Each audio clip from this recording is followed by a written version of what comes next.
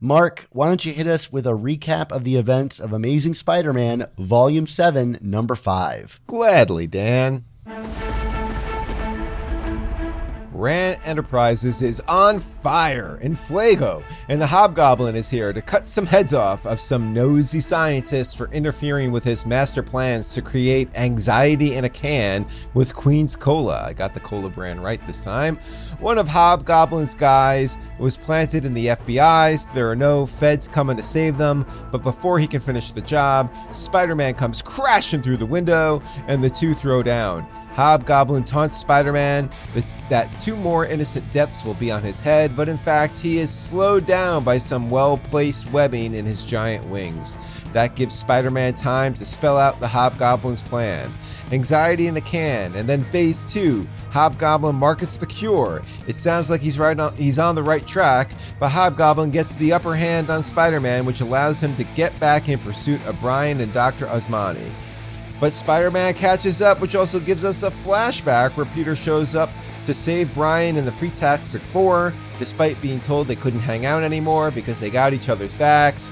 Oh, the good vibes, they continue here. In the present day, Brian appears with a mushroom, and guess what? It's not his supervillain origin just yet. He throws the mushroom, which leads to a Joe Kelly Mario Kart joke, still relevant, fortunately, because Nintendo just won't let go of its classic IPs, much in the way that Marvel Comics won't. And, Switch 2 came out this week, Mario Kart World. I did not buy it. We will not talk about video games today, Dan, but I'm just saying. Anyway, the mushroom drugs Hobgoblin and makes him hallucinate spiders, opening him up to some Spidey fists of justice. The Hobgoblin runs away, Spidey and Brian share a selfie, and it's a big win for the web slinger.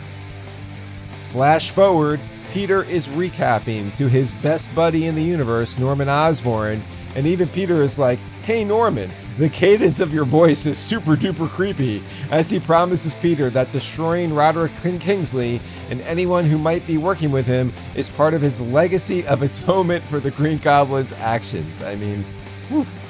So Peter pokes his head into the other room, and Aunt May is slaving over an empty pot? I mean, seriously. I mean, Pepe Larraz couldn't even draw some wavy heat lines over the pot, or put some liquid in the spoon.